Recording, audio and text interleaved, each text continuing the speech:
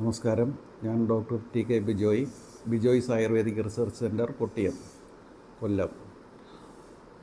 നമ്മൾ 35-40 കൊല്ലത്തോളമായി ഈ ജോയിൻസിനെ ബാധിക്കുന്ന രോഗങ്ങളെക്കുറിച്ചുള്ള ചികിത്സകൾ ചെയ്യാൻ തുടങ്ങിയിട്ട് അതിൽ കൂടുതലും ആളുകൾക്ക് മുട്ടുവേദനയാണ് കൂടുതലായി കണ്ടുവരുന്നത്, അതും സ്ത്രീകളിൽ.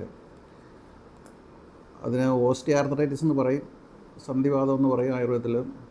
അതിന് ഒരു ESR കൂടുതലോ അങ്ങനെയൊന്നും ഉണ്ടാകത്തില്ല. പക്ഷേ മുട്ടിന് നീര്, ജോയിൻസിനൊക്കെ നീരൊക്കെ വന്നിട്ട് ശരീരത്തിലും അതിന് ആനുപാതികമായ ചില നീരുകൾ കയ്യിലും ഒക്കെ ഉണ്ടാകും.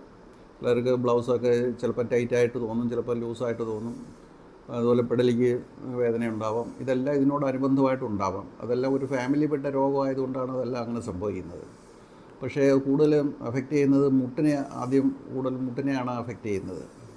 അതുകൊണ്ട് പടി കയറുമ്പോഴോ എന്തെങ്കിലും ആയാസപ്പെട്ട് ചെയ്യുമ്പോഴൊക്കെ മുട്ടിനൊക്കെ പിടുത്തവും വേദനയൊക്കെ ഉണ്ടാവും. അത് മിക്ക ആളുകളും മുറിവെണ്ണ എന്തെങ്കിലുമൊക്കെ ഇട്ട് തടവി ചൂടൊക്കെ കൊടുത്തൊക്കെ ഇങ്ങനെ കൊണ്ട് നടക്കും കുറേ കാലം. പക്ഷേ അത് ഉള്ളിൽ മരുന്ന് കറക്റ്റായിട്ട് കഴിക്കാതെ ഇതുപോലെ കിട്ടുന്ന എണ്ണയൊക്കെ പെരട്ടി കഴിഞ്ഞാൽ അത് കല്ലിച്ചു പോകും. പിന്നെ അതിൻ്റെ മൂവ്മെൻറ്റ്സ് കുറഞ്ഞു വരും. അതുകൊണ്ട് തുടക്കത്തിലെ മരുന്ന് ചെയ്തില്ലെങ്കിൽ ഈ തുടയിലെ എല്ലിനെയും മുട്ടിൻ്റെ കീഴോട്ടുള്ള 2 എല്ലുകളുടെയും ഇടയ്ക്കുള്ള കാർട്ടിലേജ് തേഞ്ഞു പോകും. തേഞ്ഞ് പോയതിന് ശേഷം ഇത് ഒരു 2 വശത്തേക്ക് വളയും. അപ്പോൾ നടക്കുമ്പോഴിങ്ങനെ ആടുന്ന പോലെ തോന്നും. ആ അവസ്ഥയിലായി കഴിഞ്ഞാൽ പിന്നെ മെഡിസിൻ കൊടുത്താൽ അത് ഫലിക്കത്തില്ല. അതുകൊണ്ട് കാർട്ടിലേജ് കംപ്ലീറ്റ് തേഞ്ഞ് പോകുന്നതിന് മുമ്പ് തുടക്കത്തിൽ തന്നെ ഒരു എക്സ്റേ എടുത്ത് നോക്കിയിട്ട് അതിന് പറ്റിയ ചികിത്സകൾ ചെയ്യണം. നമ്മളെ ഹോസ്പിറ്റലിലാണെങ്കിൽ ഇത് അലോപ്പതിയുണ്ട്, ആയുർവേദമുണ്ട്, സിദ്ധ ചികിത്സയുണ്ട്, മർമ്മ ചികിത്സയുണ്ട്, അതുപോലെ ചിന്താർമണി ചികിത്സയുണ്ട്. ഇതിൽ ഏത് മരുന്നാണ് ഈ ശരീരത്തിന് രോഗിക്ക് യോജിച്ചതെന്ന് മനസ്സിലാക്കി അതിനനുസരിച്ചുള്ള ചികിത്സകൾ ചെയ്യും.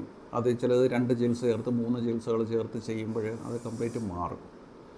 അല്ല പെയിൻ കില്ലർ മാത്രം കഴിച്ചുകൊണ്ട് നടന്നാൽ ഈ കാർട്ടിലേജ് തേഞ്ഞ് പോകുന്ന വരെ പെയിൻ ഉണ്ടാകത്തില്ല.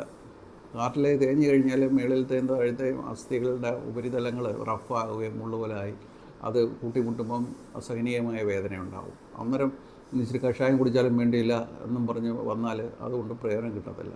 അതുകൊണ്ട് ചെയ്യേണ്ട സമയമാണ് ഈ മുട്ടിൻ്റെ ചികിത്സയ്ക്ക് ഏറ്റവും പ്രാധാന്യം. അത് കാർട്ടിലേജ് മൊത്തം പോയി വശത്തേക്ക് വളഞ്ഞ് പിന്നെ തീരെ നടക്കാൻ വയ്യാതായി പെയിനായി കഴിഞ്ഞാൽ പിന്നെ മുട്ട് മാറ്റി വയ്ക്കേണ്ടതായിട്ട് വരും. അപ്പോൾ അതിനൊക്കെ വലിയ ചിലവും വരും. അപ്പോൾ അതൊക്കെ എല്ലാവർക്കും അഫോർഡബിൾ അല്ല. അപ്പോൾ അതുകൊണ്ട് അങ്ങനെയുള്ള പ്രതിസന്ധിയിലോട്ട് കടക്കുന്നതിന് മുമ്പ് മുട്ടിന് നീരോ വേദനയൊക്കെ തുടങ്ങുമ്പോൾ തന്നെ ഒരു എക്സ്റേ ഒക്കെ എടുത്ത് നോക്കി അതിന് തക്കതായ ചികിത്സകൾ ചെയ്യുകയാണെങ്കിൽ യാതൊരു കോംപ്ലിക്കേഷനും ഇല്ലാതെ പൂർണ്ണ ആയുസ് വരെയും മുട്ടിന് മറ്റൊരു ഓപ്പറേഷനോ ഒന്നും ചെയ്യാതെ തന്നെ സുഖമായിട്ട് ജീവിക്കുന്ന ഒരുപാട് പേരുകൾ നമ്മുടെ അനുഭവത്തിലുണ്ട്, ചികിത്സ ഉണ്ട്.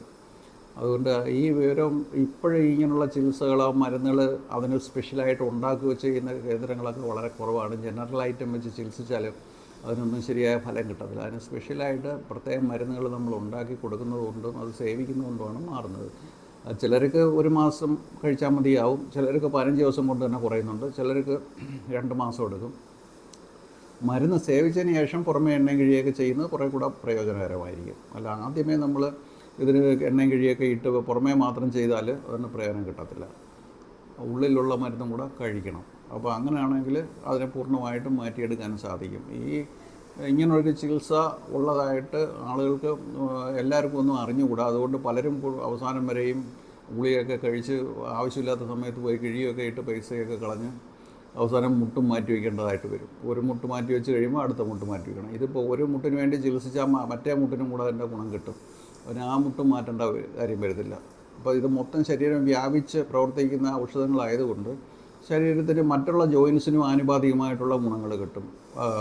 പെടലി കഴുത്തിനായാലും നടുവിനായാലും അത് നടുവിൻ്റെയും പെടലിയുടെയൊക്കെ വേദന ഈ മുട്ടിൻ്റെ ചികിത്സ കൊണ്ട് തന്നെ അതും കൂടെ മാറിക്കിട്ടും. അങ്ങനെ ഇത് വളരെ വ്യാപകമായ ഒരു ഗുണം കിട്ടുന്നത്, ദീർഘകാലം അതിൻ്റെ പ്രയോജനം കിട്ടുന്നതുമായ ഒരു ചികിത്സയാണ്. ഇതിനെപ്പറ്റി ആളുകൾ മനസ്സിലാക്കി പ്രയോജനപ്പെടുത്തിയാൽ അവർക്ക് അത് വളരെ ബെനിഫിഷ്യലായിരിക്കും.